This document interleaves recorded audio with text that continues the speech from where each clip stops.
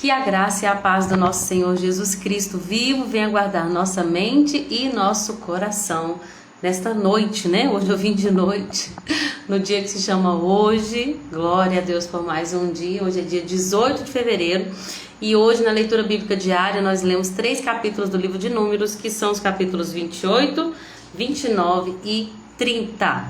Eu queria comentar algumas coisinhas, poucas coisas que Deus colocou no meu coração, não vou estender muito essa live. Mas algumas coisas para princípios práticos, lembrando que meu objetivo não é falar de teologia, de exegese, ainda que eu ainda procure muitas coisas e estude para chegar até aqui, mas meu maior objetivo é trazer princípios práticos. Como que essa leitura se aplica na minha vida hoje? É um desafio, né? Principalmente quando a gente fala de Velho Testamento, de velha aliança, mas é possível. O Espírito Santo nos ajuda a entendermos os princípios da palavra de Deus, como que Deus se revela a nós em cada livro da Bíblia, gente. Em cada um dos livros o Senhor se revela a nós e dá pra gente entender como a gente pode praticar. Amém? Lembrando que o homem que ouve as palavras de Deus e as pratica, Jesus disse, é como o homem que constrói a sua casa sobre a rocha. Vem a enchente, como vem para todo mundo, vem a chuva, como vem para todo mundo, alaga, vem os rios, sobe ali os rios, correm as enchentes, mas aquela casa permanece firme. Por quê? Porque é uma pessoa que ouviu, ou que leu, né, e praticou as palavras do nosso Senhor. Amém? Então, gente, esses 3 capítulos, Moisés vai reforçar a lei. Eu estava até pensando, não pesquisei especificamente sobre isso, mas nós vimos que antes, no capítulo 26, nós vamos ver que Moisés faz um novo censo, né? E esse novo censo é de novos israelitas, não aqueles que morreram no deserto, aquele povo que saiu do Egito. Então eu acredito que o reforçar da lei aqui é para essa transição. Agora um novo povo, novos homens, novos soldados, novas famílias que precisam entender qual é a vontade de Deus, como que Deus opera, como que a adoração acontece no reino de Israel. E aí Moisés vai lembrar, Deus fala para Moisés, né, para lembrar eles ali, e aí vai falar das ofertas diárias, lembrando, a oferta diária, ela vai ter essa conotação dessa devoção diária. Né? Nós chamamos esse momento de devocional. Por quê? Porque o Senhor espera de nós, de cada um dos seus filhos, que nós tenhamos esse tempo devocional, não apenas de ler a Bíblia, mas de gastar um tempo em oração, em busca, né? De gastar um tempo ali realmente sendo devoto a Ele.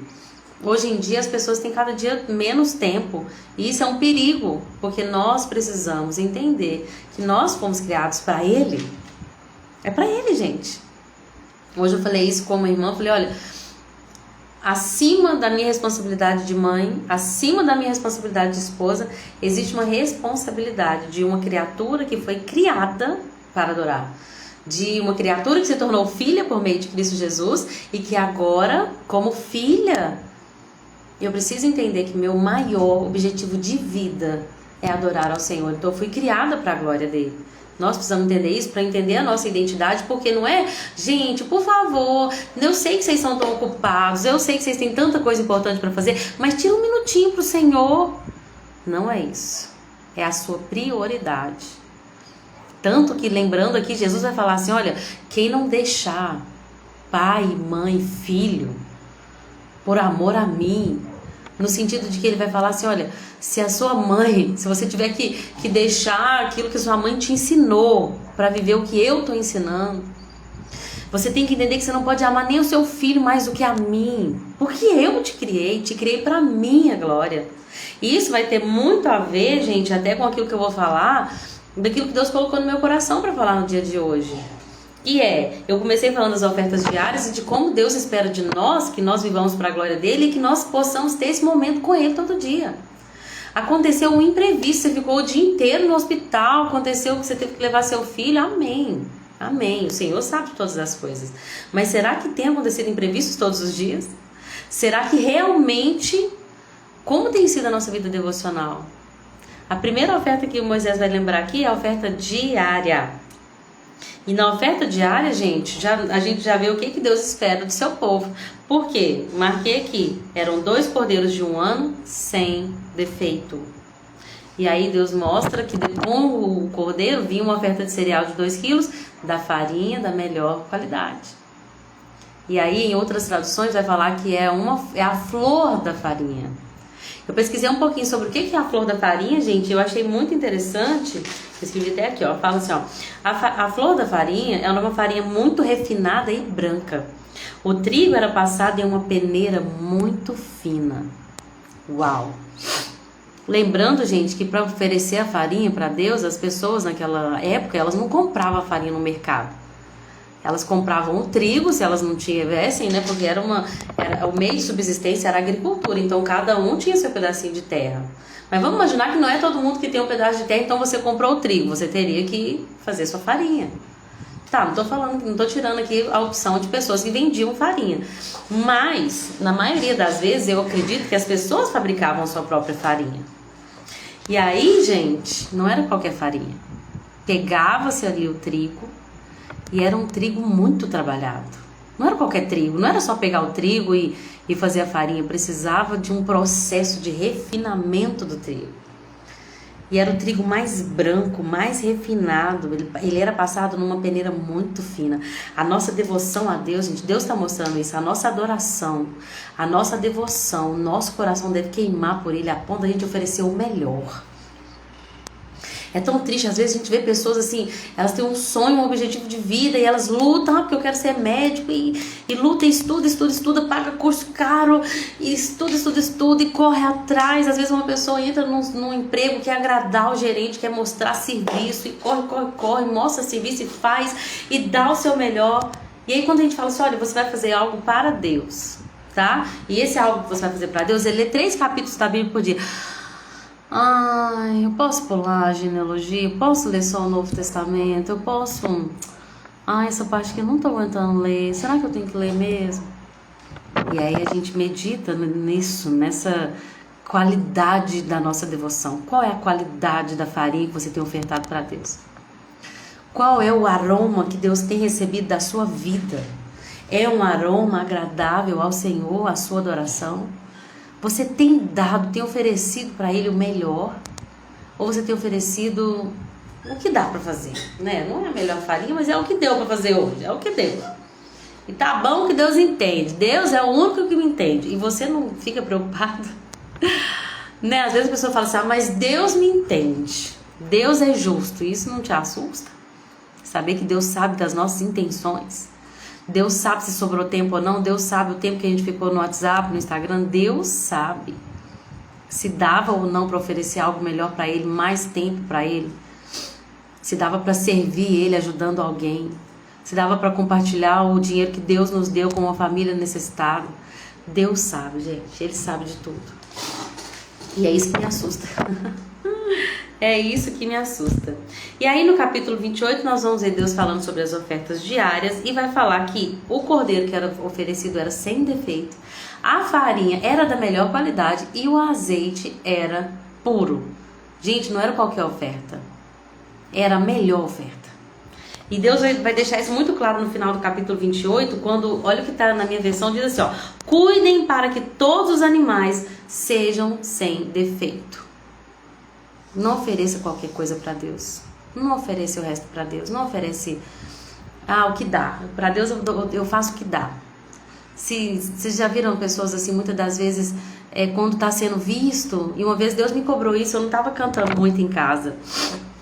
Porque a gente estava cantando, a gente está cantando, né, todo final de semana, e eu estava gastando muito a minha voz, então eu falei assim, não vou ficar cantando muito em casa, porque quando chega no final de semana, né, eu preciso guardar minha voz. E logo Deus falou assim, então você acha que você canta só pra mim, só na igreja? Só na instituição? Você acha que a sua voz é isso? É só quando alguém está vendo? E às vezes, gente, quando eu tô em casa, e aí eu quero colocar um louvor, e não tem ninguém ouvindo, mas é pra Ele. Eu falo assim, eu vou te dar o meu melhor, daquilo que eu sei, daquilo que o Senhor me deu. Eu vou te dar o meu melhor, eu preciso dar o melhor para Deus. Não julgo ter alcançado isso, gente. Não julgo que eu já cheguei nesse lugar, nesse patamar, onde tudo que eu dou para Deus é o melhor. Mas eu tenho tentado, pela revelação das Escrituras, tenho tentado acessar esse lugar. de ofertar para o Senhor o melhor, a melhor parte. Amém? Isso é uma adoração. É isso que Deus espera de nós. E aí Deus vai lembrar para os israelitas algumas coisas que Deus já havia falado antes, lá em Êxodo. A gente vê as ofertas diárias, as ofertas do sábado. Lembrando que Deus reforça a necessidade do descanso, desse revigorar espiritual que é necessário. A gente derrama, né? Eu falo por mim, às vezes a gente vai em visita, a gente prega na igreja, eu venho aqui pro devocional, mas não adianta, gente. Eu preciso me encher. Eu preciso me encher, eu não posso só derramar. Você não pode só derramar. Se você pega um jarro e você só derrama a água que está nele, uma hora vai ficar vazio. Nós precisamos estar sempre nos enchendo, revigorando. Às vezes, nós precisamos desse tempo de descanso. Esse tempo de refrigério é necessário para nós. Que nós somos seres humanos que precisam de Deus. Então, nós buscamos de Deus. É ótimo servir ao Senhor, mas tem hora que a gente tem que descansar nele. E aí Deus vai lembrar das ofertas mensais, da Páscoa, né, que acontecia uma vez por ano, e da oferta para a festa da colheita. No capítulo 29 vai falar de outras festas, né? A festa das trombetas, a festa do dia da expiação, a festa das cabanas. E falando do capítulo 28, só uma coisa que eu não ia falar, mas vou falar porque agora é rapidinho aqui. Nós temos as ofertas da Páscoa. As ofertas da Páscoa, gente, eram sempre pão. Ninguém poderia comer pão com fermento. O fermento, ele representa a corrupção, né? E uma coisa que eu achei muito interessante que eu li no meu dicionário é que as pessoas, quando Deus enviou o anjo ali que matou os primogênitos dos egípcios e que guardou as pessoas que tinham o sangue do cordeiro nos umbrais das portas, aquelas pessoas, elas teriam que sair muito rápido. Então Deus falou assim, olha, comam às pressas, peguem as coisas, né, já se aprontem, porque eu vou libertar vocês do Egito. Então a saída do Egito era muito rápido, não tinha tempo para deixar o fermento levedar a massa. Por isso que era necessário que todos os pães fossem sem fermento, porque não fica mais tempo no Egito do que é necessário. Não fique mais tempo no Egito do que é necessário. O que isso significa, gente? Uma vez que nós somos libertos do pecado, nós temos que fugir da aparência do mal. Nós temos que fugir de uma vida pecaminosa, dos pecados de estimação. Nós temos que fugir dos velhos hábitos. Nós temos que fugir dos vícios, fugir de tudo que a nossa velha natureza amava fazer e que não agradava a Deus. Ai, quando eu era nova, eu amava, quando eu era do mundo, vamos falar assim, eu amava assistir uma novela cheia de traição, cheia de vícios, cheia de promiscuidade, cheia de atos ilícitos, cheias de prostituição, que é isso que os nossos olhos gostam de ver, gente, aquela trama. Eu me lembro até de quando eu comecei a assistir uma série onde a moça era casada, Outlander, se eu não estiver enganada, ela era casada, e aí de repente, né, uma historiadora, uma professora, não lembro, só sei que de repente ela é enviada para séculos, ou um século antes. E aí ela começa a gostar, a trama começa, eu só comecei a ver, tá? Então quem assistiu, eu peço perdão se eu tiver falhado naquilo que eu entendi. Mas uma coisa que Deus me cobrou, porque quando ela é levada ao passado, ela é casada, mas ela começa a gostar ali daquele homem. Ela começa a gostar daquele que não era o marido dela, e ele era um galanteador. E a gente começa a gostar daquilo, gostar da ideia da mulher que é casada, ter um romance, porque era um romance lindo, porque o cara era um galanteador, ela já não estava mesmo na terra dela. E aí Deus me cobrou. Eu sempre conto para as pessoas quando eu assistia Friends que eu gostava e eu ria, mas um dia Deus falou isso comigo: você ri de coisas que eu não rio. Nossa, gente. E eu gostava muito da série. Eu me lembro que quando Deus falou isso comigo, chegou no ponto, no ápice da série, assim, quando a Rachel ia começar a gostar do Ben, se eu não estou enganada. E aí, às vezes, a gente vai ter que abrir mão de coisas pro Senhor, de coisas que tá todo mundo fazendo, inclusive gente que é cristã, que assiste as mesmas séries, que assiste, que não tem problema. Game of Thrones, que tem tanta morte, tanta cena pesada, é tanta coisa, mas a gente é adulto, não tem problema, né? Vai chegar uma hora, gente, que a gente vai ter que decidir quem a gente serve, que a gente vai ter que decidir se a gente vai alimentar a nossa carne ou se a gente vai escolher renunciar para não ter perigo da nossa carne ficar forte, a gente voltar aos velhos hábitos. Aquele povo comia pão sem fermento todo ano para lembrar da festa da Páscoa, que significa: vocês foram libertos do Egito apressadamente. Fujam do pecado. E não é assim, eu acho que amanhã eu vou abrir mão disso que eu sei que não me faz bem. Não, é hoje. É rápido, é agora. A libertação foi rápida e nós precisamos renunciar rapidamente os desejos da nossa carne, amém? E para terminar, nós vimos o capítulo 30, onde Deus vai falar sobre juramentos, principalmente focando nos juramentos das mulheres, né? Começa a falar sobre o homem assim, se um homem fizer um voto ao Senhor, ele não pode voltar atrás. Gente, a gente tem que tomar muito cuidado com o voto tolo. Tem coisa que a gente faz para Deus que Deus não pediu. Se a gente falou que, como a Bíblia vai falar lá em Eclesiastes algumas vezes isso, em Provérbios também talvez, que vai falar assim, olha, você não é obrigado a votar, mas se você votar, cumpra. Então cuidado com os votos que você faz. Se você fizer um voto, vá até o final e cumpra, amém? Então Deus vai falar aqui, se o homem fizer um voto, ele não pode voltar atrás com a sua palavra. E aí a gente vê a mulher. Como funcionava o voto da mulher? Ela fez um voto. Se ela é uma filha, ela mora na casa do seu pai, o pai dela pode aceitar o voto e aí ela é obrigada a cumprir, ou ele pode anular o voto, se ele falar assim, que se ele achar que não foi um voto que ela deveria cumprir, então ele anulava o voto e ela era desobrigada a cumprir aquele voto. A mesma coisa a mulher casada, se o marido dela falasse assim, olha, não acho que é legal você fazer esse voto, não concordo, então ela era desobrigada a seguir aquele voto. E aí a gente vai ver, gente, essa responsabilidade do homem. O homem tem uma responsabilidade no lar sobre a mulher. Ele é o cabeça. Não fala o homem sábio, fala o homem. Ele é o cabeça. E ele tem a responsabilidade desse cuidado da mulher. E a mulher, olha só que poder que o homem tem sobre a mulher, gente. Tanto o pai, né, depois casada, o marido, que se torna autoridade sobre ela. Ele tem poder para dizer se ela deve ou não cumprir um voto, e Deus aceitava aquilo que ele falava e desobrigava a mulher de cumprir o voto se caso o que ele falasse fosse que ela não deveria fazer. E o que a gente entende com isso? Boa noite, Ivonete. Seja bem-vinda, minha querida. Como é que estão as coisas por aí? Tá tudo bem? Espero que vocês estejam passando tempos assim maravilhosos com o Senhor. Gente, nós precisamos ver que Deus, ele leva muito a sério essa questão da autoridade. Muito a sério. E todas as vezes que a gente quebra princípios, esses princípios vão nos quebrar. Quando a Bíblia diz que o filho deve honrar o pai.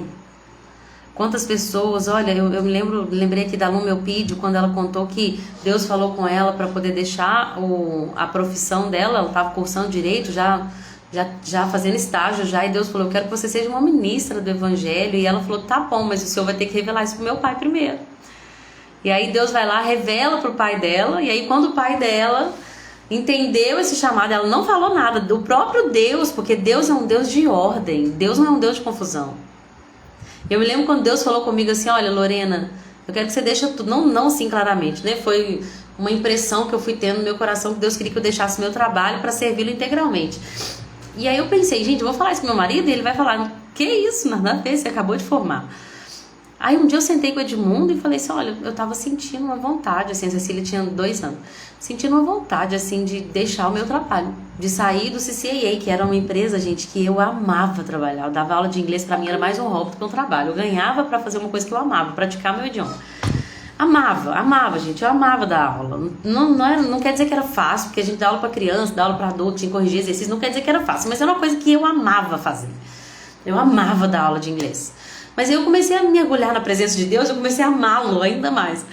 E aí um dia, entendendo esse chamado para renunciar ao meu trabalho, eu cheguei para Edmundo e falei, amor, tô pensando em deixar de trabalhar. E nosso dinheiro sempre foi junto, então iria sair uma parte importante ali do dinheiro que entrava dentro de casa. Eu já ganhava um bom salário por ser professora. E aí ele pegou e falou assim, nossa, acho que é de Deus, vai ser muito bom, vai ser bom para Cecília, porque a Cecília ficava na escolinha.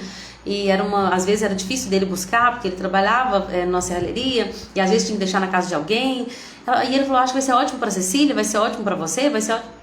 E eu fiquei assim, gente, ele concordou. Eu achei que ele ia falar, não, acho que não, você acabou de formar, acho que não é de Deus. Mas... Era tão de Deus que Deus confirmou com ele. E eu lembro da Lumeu Pitt, quando ela fala sobre isso que aconteceu com ela, que ela falou assim, olha, Deus falou com meu pai, mas eles eram separados, o pai e a mãe. E aí ela falou, Deus, beleza, ela começou a orar, agora o Senhor revela pra minha mãe. E aí um dia a mãe dela também ligou pra ela e falou, olha, Deus falou comigo que é pra você deixar a faculdade e o estágio. Então onde que eu quero chegar, gente? Existe uma autoridade sobre nós, mulheres casadas, que é o marido. E existe uma autoridade sobre as filhas, né, que vivem com seus pais, que são seus pais. E quando Deus nos entrega alguma coisa, gente, Deus vai confirmar através dos nossos pais. Mas meu pai não é crente, então ore para que Deus possa abrir a mente e o coração dele, porque, gente, Deus faz as coisas com ordem e decência. Sabe, não faz sentido. Às vezes a gente vai ter que lutar em oração para que isso aconteça, mas a gente não pode tomar uma decisão. Agora vamos falar de pais espirituais. Seu pastor falou que não, seu líder falou que não, seu pai falou que não, seu marido falou que não, então ó, isso não é de Deus, eu posso falar claramente, não é de Deus. Não, Lorena, o Espírito Santo falou só comigo, então você vai orar e antes de tomar qualquer decisão você vai falar com Deus. Que Deus é capaz, gente, de mover o coração até de Faraó, ele é capaz de mover o coração do pai, do marido, do pastor, para que tudo aconteça de forma sábia, certa, com ordem, com decência, porque Deus é um Deus de ordem e decência. Né? Então eu acho que foi isso que Deus falou no meu coração quando eu li o capítulo 30. Olha, as mulheres, elas estão debaixo da proteção dos pais e dos maridos, as casadas.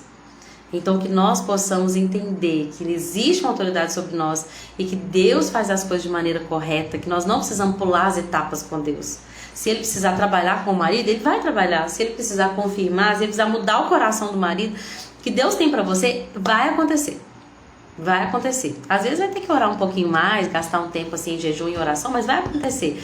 Mas que nós mulheres possamos compreender que nós precisamos estar sujeitas a essa autoridade dos nossos maridos e dos nossos pais sobre nós, né? Inclusive pais espirituais. E que os homens que assistirem essa live também possam compreender. Você tem autoridade sobre a sua esposa e a Bíblia diz o seguinte pra você, tá? Vou falar uma coisa linda, que eu amo esse versículo, que diz que o marido deve amar a esposa como Cristo amou a igreja, dando a sua vida por ela. Então é esse amor que Deus espera do homem, que ele dê a sua vida pela sua esposa.